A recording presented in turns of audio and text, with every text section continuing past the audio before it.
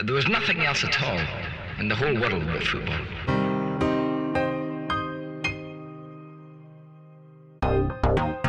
Hi and welcome to the FFF Show. Matt joined me this Monday to talk about Ole Gunnar Solskjaer's underappreciated tenure as manager of Man United.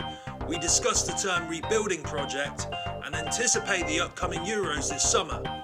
Many thanks and we hope you enjoy. What's your thoughts on yesterday? You must be buzzing. Yeah, it's been incredible actually. Yesterday was one of the best days of my football sort of viewing that I've ever had. Yeah. Well, certainly this season anyway. This season's been a bit drab, really, isn't it? Without the fans there and with COVID and everything, it's been a bit of a anticlimax, really. But yesterday was just amazing for two reasons. Obviously, you've got Man United. For me, obviously, as a United fan, I'm loving the result yesterday. But then Liverpool losing 1-0 to Fulham, I can't. I can't dismiss that as a big factor in my enjoyment yesterday. But obviously, beating City, our big rivals as well. It's just a perfect day yesterday. We just needed Arsenal and Leeds to lose as well, but they were involved, so never mind. But what have you got against Arsenal? I suppose Arsenal really, I mean, they're no longer of a challenge to anybody, so we kind of just forget about them. That's a backhanded compliment there. But back in the day, they were obviously our big rivals as well. But kind of inoffensive now, I think. The term I'd use for Arsenal and Leeds as well, I suppose. But yesterday was really good, really enjoyable. Good game as well, which after, the Chelsea game from last week, I almost gave up the will to live. It was awful. I think I must have watched about 5 minutes of that because I was just on my phone all the time. I just couldn't keep myself focused on that Chelsea game. It was so boring. It was almost of a Newcastle West Brom level from yesterday as well. And then to go from that to today, from yesterday rather, was a big difference for me. So that was what I was more impressed with, the manner in which we won as well. Yeah. Given the game against Chelsea and Man United's kind of form leading up to the City game, what were your expectations going into it then? I wasn't necessarily completely. I hadn't written it off completely, only because of the pace of the fixture list and the congestion that everybody's got. So City are up against four fronts for obviously League, FA Cup, Premier League and Champions League. They've got four different fronts they're fighting now, whereas United have a little bit less important fixtures, shall we say, a little less pressure to have that amount of games in a quick succession. So I wasn't necessarily thinking we're going to get trounced. I thought we'd lose. I'll be honest. I definitely thought we'd lose because you're not going to go into a game against City, who were coming off the back of 21 victories in a row. Ridiculous like that. Absolutely mad. I was thinking that it's going to be 22, but then quietly confident, very quietly, I should add, that we might get something, whether it's a draw or nick a win. But I was from the offset to get that amazing start. I was really impressed with that. Yeah, it's almost like Solskjaer has sort of established Man United as Man City's bogey team, because I think the last sort of 3 seasons or so, Man City have found it extremely hard to come up with a solution of how to beat Man United. And Man United have this perfect plan every time that it's almost a strange one where it's almost obvious what Man United are going to do, but they just do it so well. And Man City don't always. It doesn't seem as if Man City are so well prepared for it. Almost, it's an odd one. Yeah, I think there is a possible argument for that. I think I was taken aback. I was surprised by the approach that we certainly laid out our stall pretty early on in that attacking formation, going at them straight away. I was surprised at that, and I think probably, if we're honest, I think City were as well. I don't think anybody expected Man United to really go at City to begin with. It obviously settled into form and everything as a first half wore on. But yeah, Pep has a bogey manager in Solskjaer. That's three. Is it three consecutive? Or he's lost the most amount of games Yeah, I think so. to Yeah. Solskjaer out of any manager in his career. So that's quite impressive. Yeah, Statistic for Solskjaer there.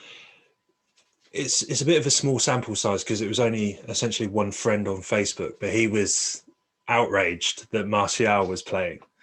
Was that something that you felt, or was it something that most United fans felt?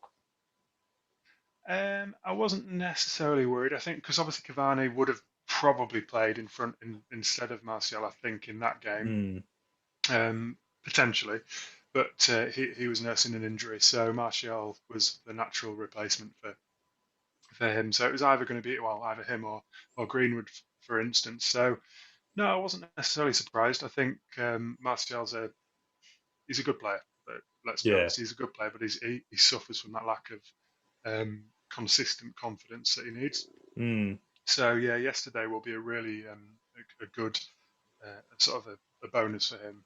Yeah, as I don't follow United as much as you do, obviously, and as my friend on Facebook does, so I was just assuming that Martial has not been having a great time as of late. But I don't know, is that the case? Or I mean, this season speaks for itself, doesn't it? I think he's that lack of consistency is showing. It's hard to imagine it, and I think it would be hard to imagine rather that he'll stay beyond the end of the season unless something drastic happens. It'll be a shame to see him go because he's a good player on his day. And with Cavani, he's not going to last the end of the season either. I think he's rumoured to go. He's wanting to go back to South America to Boca Juniors potentially. So he's obviously not going to last the season. Then if we lose Martial as well, we're going to be a little bit limited up front in terms of squad depth. So hopefully he stays. Hopefully he kicks on a little bit because last season he was a great asset to the club. Yeah, he can be still. He's still young, so he's got a lot to offer. Would you be happy with him as your number one out-and-out striker? Or, I mean, like you said, there's the possibility of Cavani going. Do you think you possibly need to recruit from elsewhere? Or would you be happy to see Martial as your number one striker? I don't think that would be... No, I wouldn't be entirely happy with that. I don't think he's got the... He hasn't shown himself to have... Like, I keep coming back to that consistency, but... unless he proves himself for the rest of the season, then it's going to be hard to justify giving him that sort of out and out strike force sort of leading role. I don't think he suits that necessarily as well. I think he potentially suits sitting back a little bit deeper there on that sort of inside left. So it would be sensible to replace him with somebody who's more suited to that role. So say, for instance, that rumour over Haaland over the summer, obviously he would be ideal for that situation. So it's going to be unlikely that he does come. But, someone of that nature would be more suited to that role for me. Anyway. You think it's very unlikely? I mean, if you had to sort of rate it on a scale of 1 to 10 on the poometer, what would you kind of give it, the likelihood of Erling Braut Haaland coming to United? A scale of 1 to 10 on the poometer, I think it would probably be maybe the equivalent of Sunday morning after my curry the night before. I think it was. It's unlikely. I don't think it's going to happen. I don't think Man United are the club that will necessarily attract the kind of caliber that we used to. No. I think Andy Cole was mentioning this the other day as well. He's saying that United aren't really that go-to club anymore in England. So I'd be surprised. And given the recruitment policy and the behind-the-scenes business sort of acumen that Ed Woodward has, I don't think recruitment's a massive strong suit potentially of them. So I don't think it's going to be on the cards for me. No. Plus, you're looking at about 100 plus as well, really, aren't you? For yeah. It'll be 120, 140 million, wouldn't it? I think. I don't think it's going to be any less than that. I think that's almost similar to Arsenal in a sense where I don't think you're going to see these sort of marquee massive 100 million plus signings coming into the club. It's now where, you know, the sort of footballing directors, I know there's a lack of a footballing director at Man United, but the likes of Woodward and co, they need to be creative, and the likes of Edu and Arteta, they need to be creative in the transfer market. And I think that's the case for most big clubs now. Yeah, definitely. Yeah, let's talk about Solskjaer. I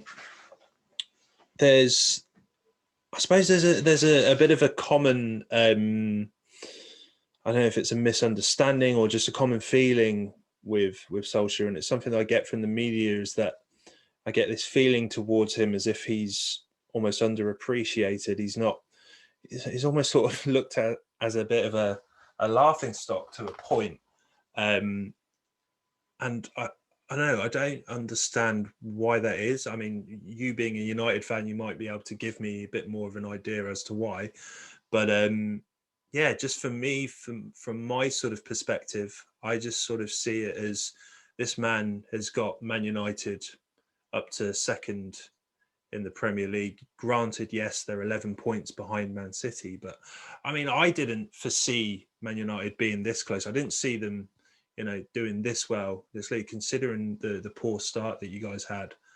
And it's been nothing short of phenomenal what you guys have achieved. Yeah. If you compare that to how everybody expected Man United to do. And still, there still seems to be a bit of a, oh, well, you know, it's almost as if, you know, Solskjaer has kind of landed on this by accident. And I feel as if, yeah, he just doesn't get the credit that I believe is due his way. Relatively early on in his career, I think he suffered from the hangover from Cardiff. So he had a pretty uneventful managerial spell at Cardiff. I think he didn't do anything with them at all, only with them for less than a year. So yeah, that kind of followed him around really like a bad smell. Managing Molde in Norway, I don't necessarily think that's going to provide you with the pedigree either. So it's unproven managerial experience that really didn't really give him the qualifications needed to manage a club the size of Manchester United. So from the offset, he was hamstrung by those that antecedents almost, if you want to use a term, and that's been a real challenge to overcome, I think. Like for instance, this season is no different to the season really, if you look at the statistics, to the season that Mourinho took us to second. Didn't make any difference really to that. Still finished second, still in roughly the same points position, win percentage, etc. Barring the odd couple of percent there. So has that changed perceptions? I think a little bit. I think you know, Mourinho coming second, that was considered a bit of an achievement at the time, given that United were coming out of the back of a real poor stretch of form in the previous few seasons. So for Solskjaer to do that again this season is quite the achievement. Now, is that due to United's success or everybody else's failure? Right. And it's a pattern I come back to this season, I think. I think I mentioned it a few times on the podcast, where a lot of the big clubs, your Liverpools and your Chelseas, your Arsenals as well, haven't stepped up to the plate. Liverpool, most notably, obviously, they've fallen away massively. They've had a real bad run of form. Had Liverpool, Chelsea, Arsenal, Tottenham, had those sort of bigger clubs had a better season, then potentially United might not be in the position that they're in.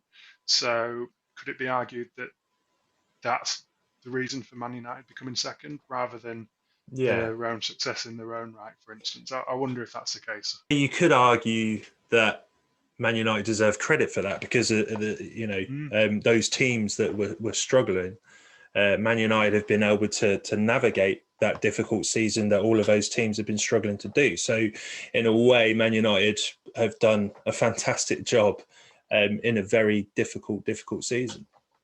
Yeah, I'm leaning towards that. You know, if you were going to really sort of point a gun to my head and say which way do you land on that fence, then yeah, absolutely. I think it's credit to United and Solskjaer for navigating a really tough season for a lot of clubs. This has been unprecedented.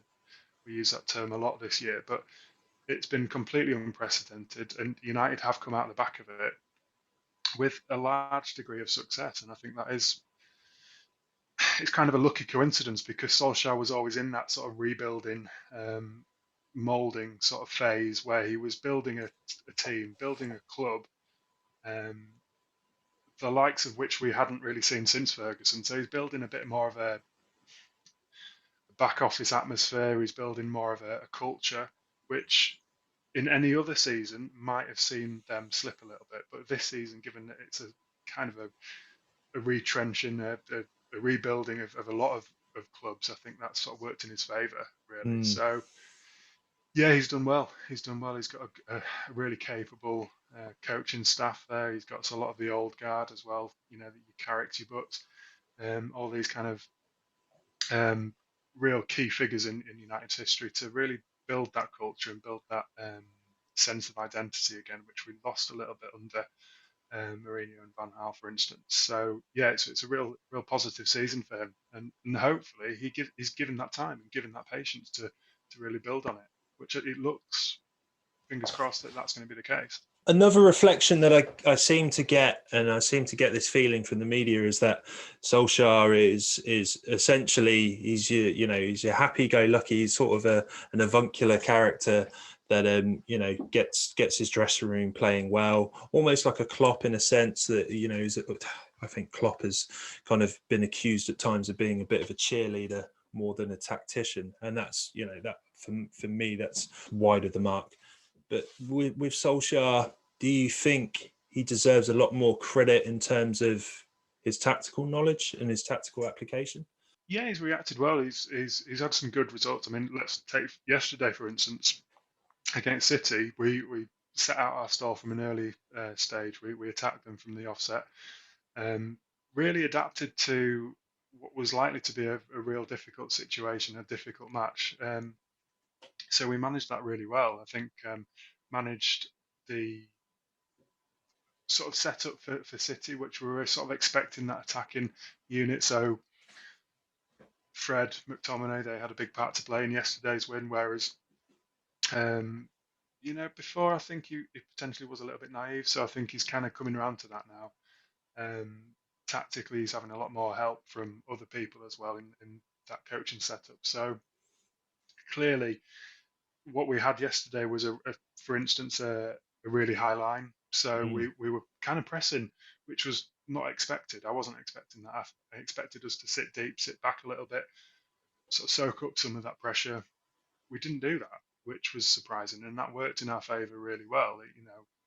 It kind of threw City off their game plan, and set us up to really attack with that attacking formation that we're used to this season. So he's taken advantage of that, of our youth, our pace, our real sort of attacking formation that we seem to find a lot of success with. So I've been impressed so far tactically this season.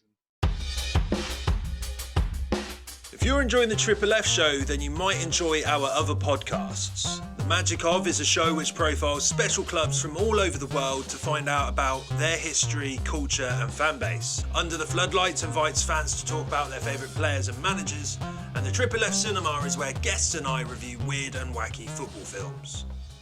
Yeah, it's a strange one. I think with Arteta, and I'm sure we'll talk about this later on, and I guess that's possibly why the comparisons are there with Solskjaer, because I think he was brought in as this young sort of rookie manager, there to build, there to sort of have a couple of transitional seasons where they essentially find the team and they form this team to hopefully compete at the top in the future. So yeah, I can definitely see why the comparisons are there. I do think it's the case with Arsenal. Next season, for me, next season's the one with Arteta, because I think it's almost like me personally, I'm not sure this isn't the case for all Arsenal fans or for most Arsenal fans. I think a lot of Arsenal fans are quite firmly Arteta out, and I can kind of understand that. But at the same time, if you look deeper, if you see that there's a lot of glimmers of hope there, there's a lot of signs of promise and potential, then I am willing to stay with him. And I think the club are willing to stick with him. And I think the club will be willing to take a lot of hits along the road until next season. I think next season I think if we end up any lower than we have done this season, then I think it's a big problem and an issue. But a big part of the building process, and I'm sure this is the same with Solskjaer, is getting a lot of that deadwood out, is getting a lot of characters out of there. It's essentially sort of reshaping and reforming a mentality within the dressing room as a whole. And I think that's the case that for both United and Arsenal, is that you're trying to reform this collective mentality, getting players like Ozil, Mustafi, Kolasinac, Guendouzi, these kind of bad eggs out of the dressing room, and replacing them with players that the manager sees fit to take the team forward. And for me, that's promising. Yeah, I think so. I think it's almost quite lucky in the sense that this season there seems to be a little bit more patience with managerial appointments. For instance, I think directors and those in control are a little less trigger happy when it comes to sacking managers. It seems. I don't know if that's statistically borne out, but you've got clubs like Newcastle with Steve Bruce. He would have potentially gone, I think, a couple of years ago. I think he would have been sacked at this stage of the season. Fulham, for instance, with that start that they had, and that's bearing fruit now with Scott Parker. I think a few seasons ago he potentially might not have lasted.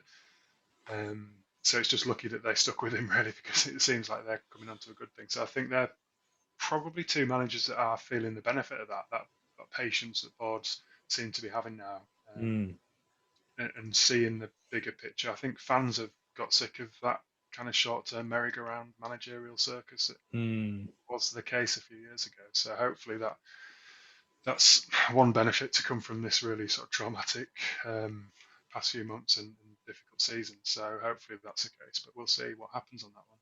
Kind of in agreement with you that a lot of clubs have more or less, kind of shown a bit more patience and allowed managers to kind of embed their ideas and allow managers to, do what they need to do to help them get out of the mire. There is one team, Chelsea, that haven't changed tack. They've kind of stuck with with their strategy in chopping managers when things get difficult. And it's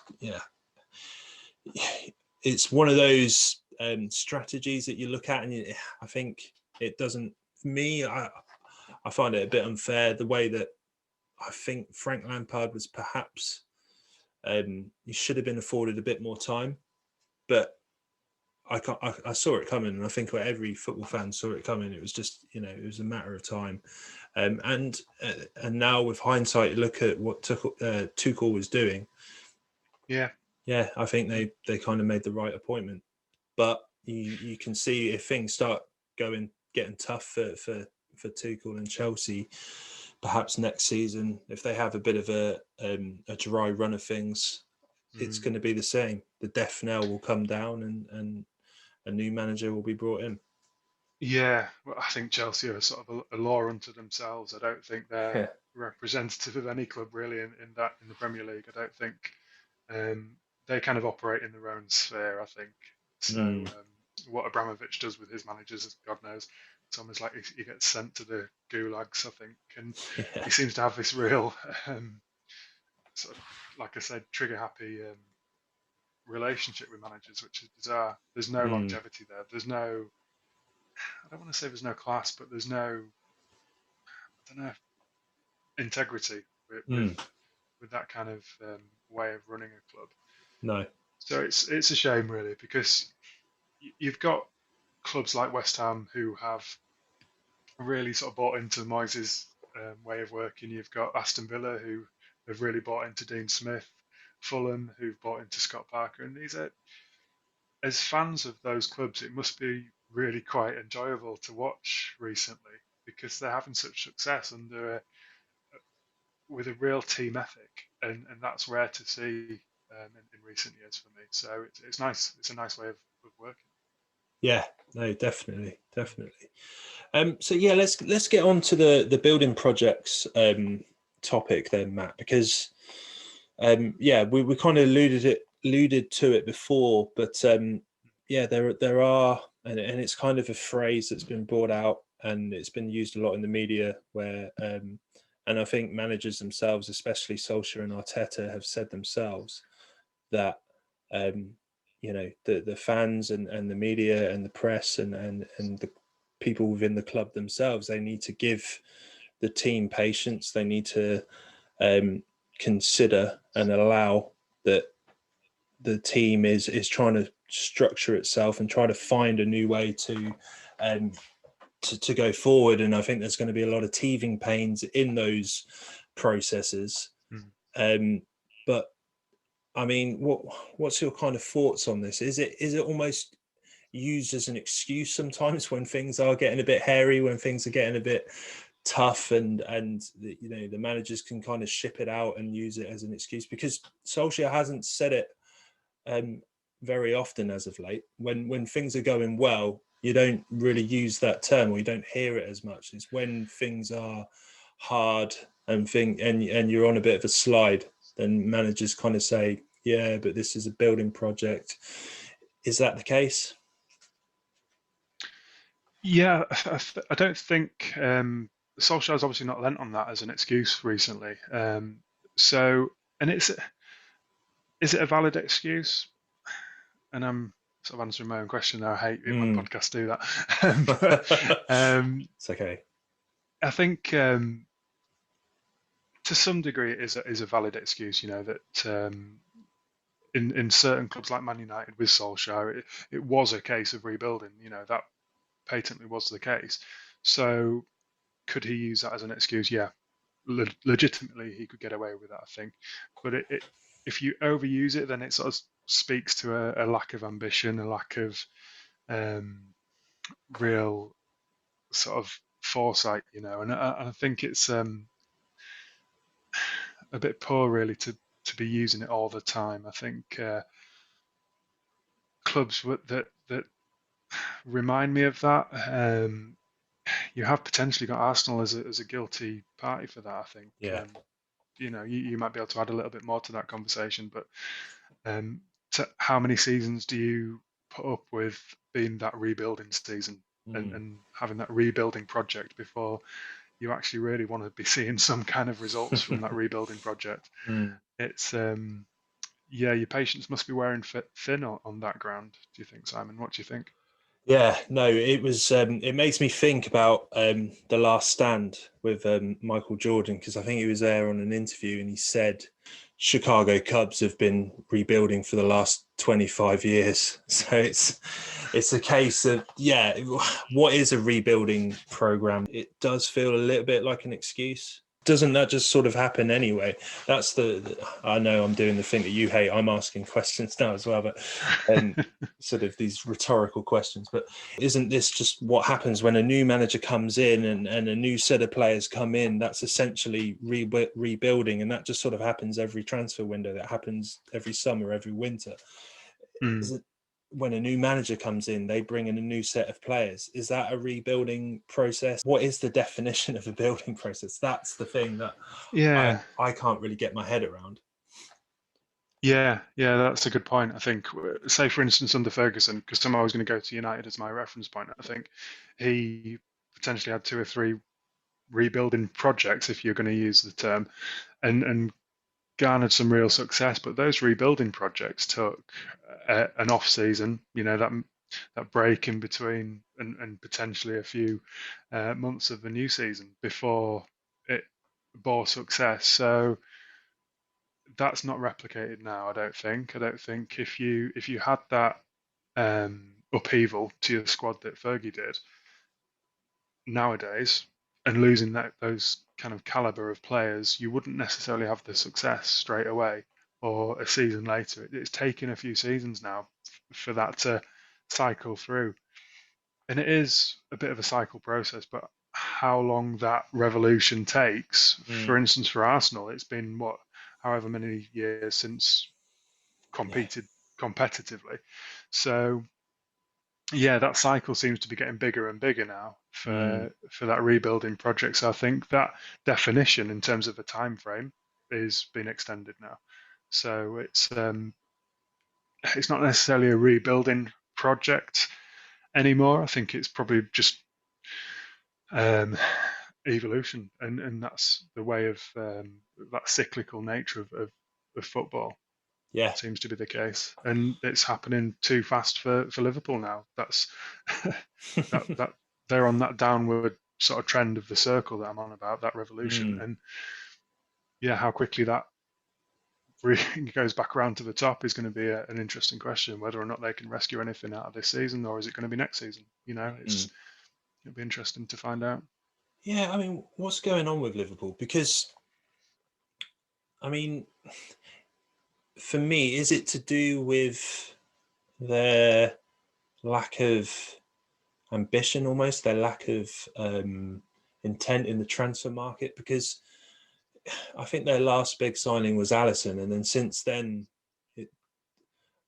perhaps it's just a lack of clarity in a sort of a strategic sense when it comes to their transfers. Because, yeah, like I say, I think that Alisson transfer being their last big one, maybe was it Fabinho? I can't really remember, but since then they haven't really recruited as well as they possibly could have done, and they've left major holes in their squad, and they sort of suffered from it. I know that I don't think that's the only reason as to why they're struggling as well. And I'll ask you this question for somebody that keeps such an eye on Bundesliga happenings, and you obviously would have known what Klopp was like as Dortmund manager, but isn't this almost paralleling? Is that the right word? That didn't sound right in my head then. Does this sort of parallel along what happened with Dortmund towards Klopp's sort of reign? Think Klopp kind of built Dortmund up as this team, and then were flying. They were doing fantastically well in the Champions League. They got to the Champions League final. They were achieving incredible things. Won the Bundesliga, but then I think might have been the last 2 seasons of his tenure there, and it absolutely imploded. Is that kind of what we're seeing here at Liverpool now, you reckon? Yeah, I think in a similar sense with Dortmund, for instance, a few seasons ago when they were the preeminent team in Germany under Klopp, I think you say imploded, maybe fizzled out. I don't really know whether or not it's that severe, but I think they kind of lost ground to Bayern in terms of transfers and everything. They were sort of harvested almost for their players as well. Look at Lewandowski. I mean, as a player, to lose him, you're going to suffer. Just to highlight one example, so you can kind of substitute Dortmund's transfers at the time, and looking back on hindsight, I'm sort of getting this. So Dortmund's transfers, which really hindered their ongoing progress, which maybe highlighted their implosion, like you say, is similar in a sense to Liverpool's injury crisis. So whereas they've not necessarily lost anyone to the transfer market, they've lost huge players to the injury list. So it's kind of having that similar effect, really, that they're really struggling under the weight of expectation, for instance, as well. So you've got a title defending season is always going to be a difficult one to maintain for anyone. I think it's a real rare case that you get a consecutive champion running away with it. But Liverpool really have imploded in that sense because, I mean, there's a statistic I think that said that the last time they lost 6 home games was something like 1950 something or other, and they got relegated that season. So to match that kind of record really highlights the injury crisis that they were facing. Series of personal crises that Klopp's had, that Alisson's had with his father, like we said last time. All sorts of things going on, and all the while you've got obviously that underlying current of COVID and all the things that go along with that. Anfield is probably one of the grounds that really benefit from having a home support. There isn't an atmosphere like it domestically, I don't think. Hard to really imagine anywhere else domestically, I think.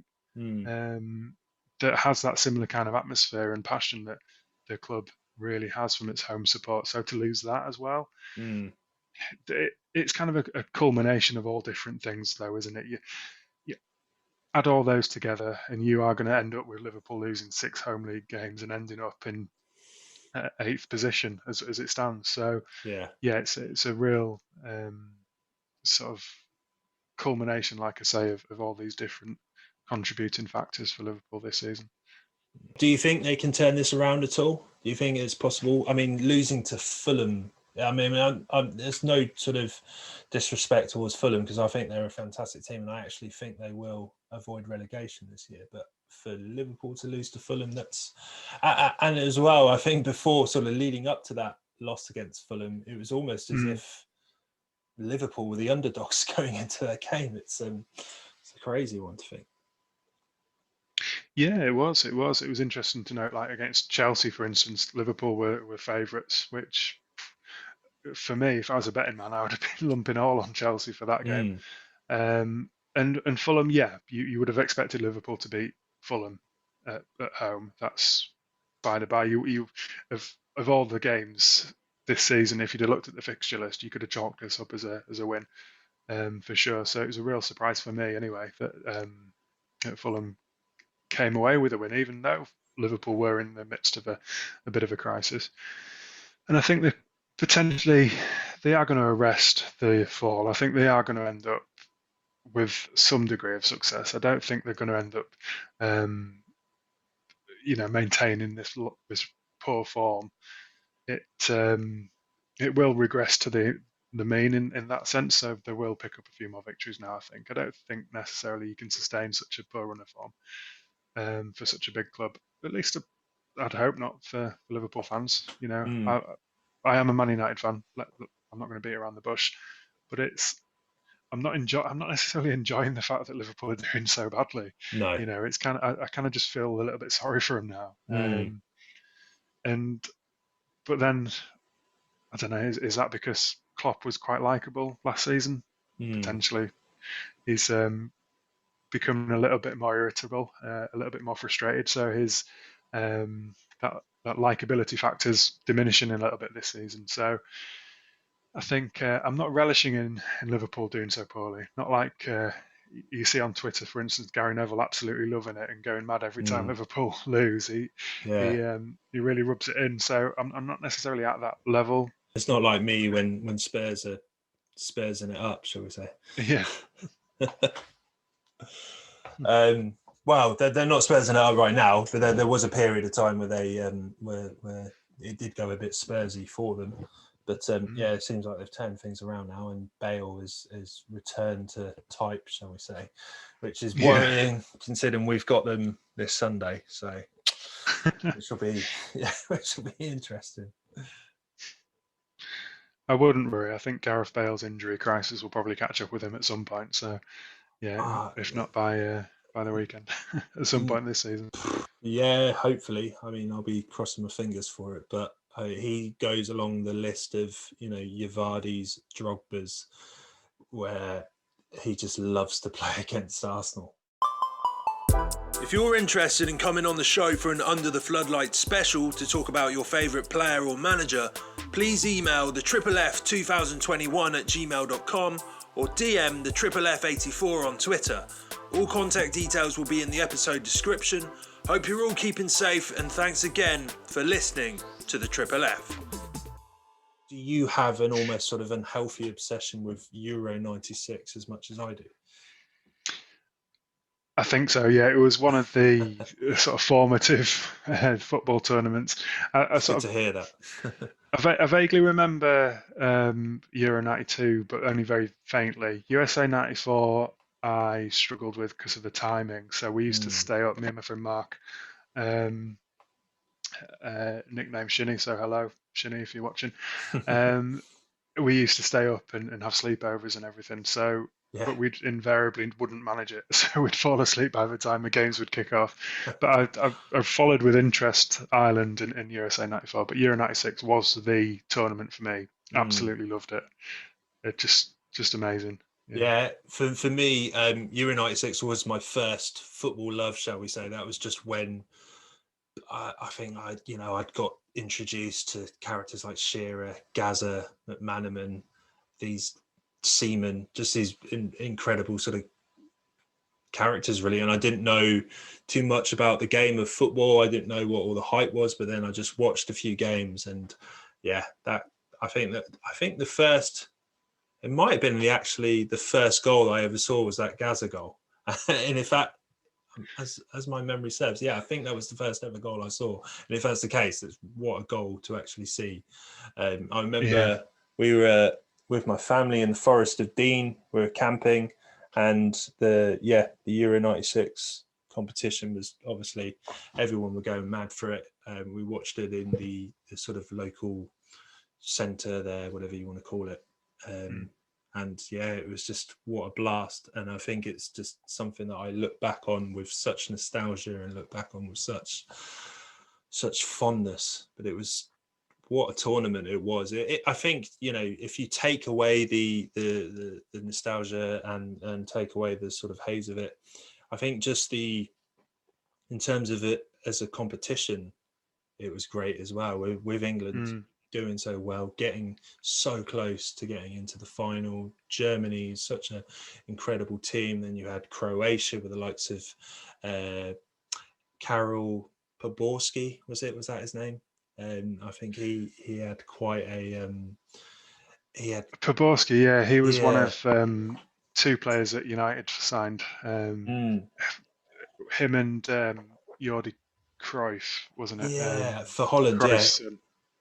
Yeah, who got signed in the summer, which was unusual for Ferguson at the time, because I don't think he never really sort of signed players based on international performances in international tournaments. So that was, they never really did much, to be honest. Beyond that Poborski chip that every school child tried to replicate in the playground, I don't think he really necessarily did much. But his he was Czech Republic though, wasn't he? I think. Sorry, yeah. Yeah.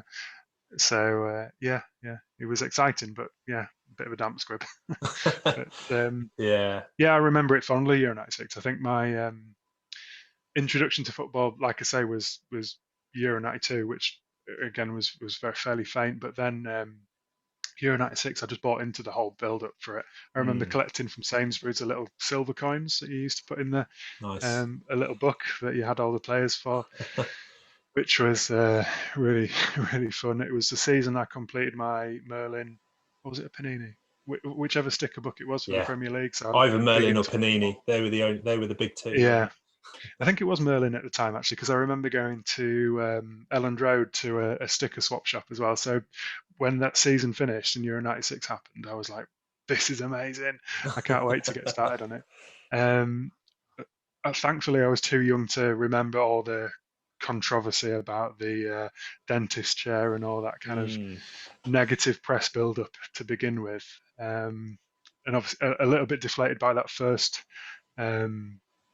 result that England had in the group stage, but then when it got going and when we played Scotland and the victory against Holland as well, that 2 goals from Shearer and Sheringham, it was just incredible.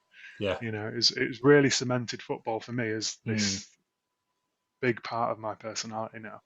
So I'll always be grateful for that. Just a shame I never got to any of the games, really, because I didn't have anyone in my family who was really into football. My dad at the time just didn't care about football, let alone the family.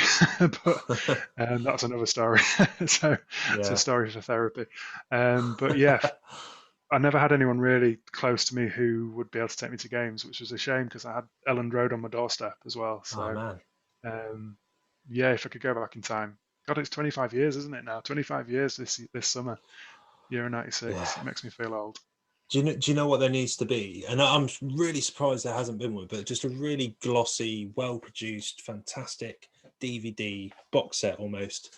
Well, they probably don't need to do a box set, but maybe a double discer, just of Euro 96. I think a lot of I snap it up in a second. I don't care. Even if it came to like €50, I'd pay that.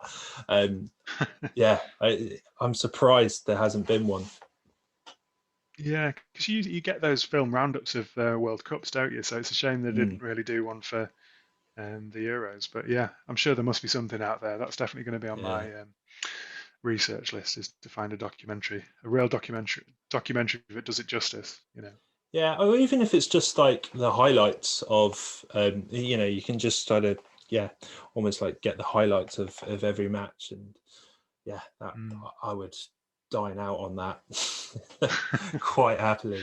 But no, just the reason why I brought it up is obviously we've got the Euros coming up this year. I'm not sure if it's going to be anywhere quite as joyous as Euro 96 is, because of whether there'll actually be fans in the stands is anybody's guess. But I mean, if I had to push you for an answer, do you think there's going to be any fans in the stands for this year's Euros? I imagine there will probably be a percentage of the total capacity of whichever stadium it is. Obviously, continental Europe have a slightly lower sort of infection rate, I guess, at the minute. So potentially by the end of the season, we might see some fans in some grounds, but it depends on how the structure of the whole tournament works, really. 'Cause I think it's still up in the air, isn't it?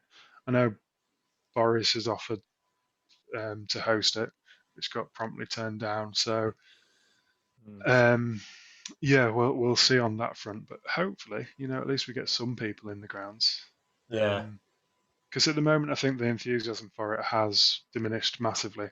If you ask any number of fans, I don't think anybody's really too fussed about, the outcome of Euro 2020. It's a year past its sell-by date almost. So it's it'll be an interesting one to at least wrap up, I guess, because it was all set to be this amazing new thing with the new structure of all the different qualifying stages and everything. But now it's just going to be a bit of a damp squib, really, isn't it? Yeah, and all the different locations. Yeah, that would have been brilliant. But I think obviously, given the worldwide situation we're in, I can't see how having it in all these different locations is a good idea. I think it needs to be in one location, or at least two, if they do want to sort of keep some sort of variety to it. But yeah, I don't know. It's an odd one, and it doesn't seem like it's been finalised as to how the outcome of it or how the tournament will sort of play out. But yeah, I suppose we just have to wait and see, really. Yeah, it's going to be. It's probably going to end up like I think was it the Johnston Paints Trophy, where you played the final one day, and then the next day was the next season's final, or something like that. Anyway, I think, or was it the Papa John's Trophy or something? It's, you're really selling it there. It'll end up as underwhelming as that, I think. I don't think anybody's. They're just going to want to get it out of the way and then get on to the World Cup in 2022. So. It's. I don't know. It's a shame. I think once the teams start playing, and I think if you just sort of look at it from an England perspective, when you start seeing England doing well, a chance for a trophy, a big trophy, I get what you're saying. It's horrible circumstances, and it's it's an odd one. It's really peculiar, but it's a chance for a big trophy, and the atmosphere is most likely going to be completely alien to what we're used to, but it's a big trophy. It is, I suppose it is, but I can't help but feel it's kind of been diluted. It's got 24 teams now competing for it, which is a huge amount of teams, and you're going to get some right dead rubbers that nobody's bothered about. I go back to it. It's going to be another Newcastle West Brom, a game that nobody gives a shit about apart from Newcastle fans and West Brom fans. Yeah. And that was borne out by the result of 0-0, which apparently was one of the most boring results in the weekend. So it's going to end up like that, and I think there's going to end up being those kind of fixtures that just people are just going to watch it because it's there, because they are going to be wanting any kind of football. But yeah, it'll be underwhelming for me, I think. But then, did I think that about Russia and the World Cup, I kind of went into the World Cup thinking, oh, this is going to be awful. Can't be bothered. But then as soon as it started, I was really into it. And that's what I'm saying. Yeah, potentially. I think that's how a lot of fans will feel. I think they'll feel, not too keen, and then you turn the movie on, and then you've got Terminator 2 in front of your eyes, and you can't look away, and it's an absolute blast. But yeah, we'll see. I think it all depends for me whether fans are allowed back in, even if there's a sort of couple of thousand, 4,000, whatever, just a small sort of handful of fans in there. Just that is going to make a huge difference. Yeah, I think so. By then, by what was it, June, July? I think we might have some fans in attendance. Whether it is just half capacity or even less, I think it'll at least go some way to improving the atmosphere of the ground. So we'll see. But it depends where it's going to be held as well, I suppose. Not every host nation is going to be given a game. I wouldn't have thought. I don't think it's going to stick to its original plan. So we'll see. We'll see what happens. I think you've got to put it in the place where essentially the most vaccines have been handed out already. I think whether maybe that is England. Seems. I mean, I don't know too much. I'm not an expert on these things, and I'm not an expert on which country has the most vaccines. But yeah, for me, it's almost like a no-brainer that it has to be. I think. Yeah, I mean, let's just take an example. I mean, you'll know more than most. Azerbaijan and Baku. Arsenal played in the UEFA in the Europa League final a couple of seasons ago. So, how easy was it for fans to get there? I mean, that was a nightmare, wasn't it? It involved 2 days of travel to get to Baku. Is that going to be an easy process to do in the midst of a COVID pandemic? I'm sure Azerbaijan, Baku, the authorities might have developed some amazing system and structure in place, but realistically, thousands of fans travelling to Baku every other week, it's not going to work, is it? Really? No. It's potentially the same for Belarus and these sort of smaller countries that do host the games. But you're going to have to rely on the big infrastructure. Cities, that are easy to travel to, your Parises, your Lisbons, your Turins, your Milans, and all those kind of countries. It's kind of like the board game Ticket to Ride if you've ever played it. The bigger cities are easy to get to, so it's going to be a lot easier for travel in the midst of a COVID pandemic. So hopefully they have some common sense approach. As much as I'd love Baku to host some games, I don't think necessarily it's the most practical solution there. No. So with this international break that's coming up, I think it's the end of March. Do you think how do you think that's going to affect domestic football? How do you think that's going to affect the Premier League? Because how do you think that's going to affect Liverpool? Do you think the international break couldn't come sooner for them? Yeah, but I think it might work in their favour, because I think by the time the international break comes around, I think that they're not necessarily games of any great import. So a lot of the managers, a lot of the clubs are actually banning travel, aren't they, for most of the players, because it's going to involve a isolation process on return from that international match. So I think a lot of the players will be well rested because they simply can't travel to the game. They're not allowed to play, so they'll just be having a couple of weeks off, which will be great at this stage in the season, given that everybody's played by that time around about sort of 50 games almost, if you have any kind of cup run. So yeah, it might actually work in their favour, in Liverpool's favour, for instance, if they take a hardline stance on international travel, which a lot of the clubs are doing nowadays. So yeah, it'll be an interesting one. Again, if we talk about international dead rubber matches, there's going to be a lot of them, because a lot of the big players they're just not going to be playing. It's I'm just looking at it now. England have got San Marino, Albania, and Poland. Poland's a bit trickier one, but yeah, those first two, you might as well send our C team. Yeah, God, remember England B team. I used to love that. Back in the day with Steve Bull. But Yeah, there's just no point to it. There is literally no point to that No. round of fixtures. So yeah, it's a real shame, really, that football associations aren't taking a more hardline approach to it, because it's just putting people at risk, unnecessarily putting people at risk. Yeah. Thanks again, Matt. Thanks for everything. And no problem. I'll look forward to seeing you again on Thursday. Yeah, absolutely. And to think we didn't even touch upon Der Klassiker as well. So that's another one we can talk about on Thursday. Yes, definitely. But until Thursday, I look forward to it. Great stuff. All right, cheers, Simon. See ya.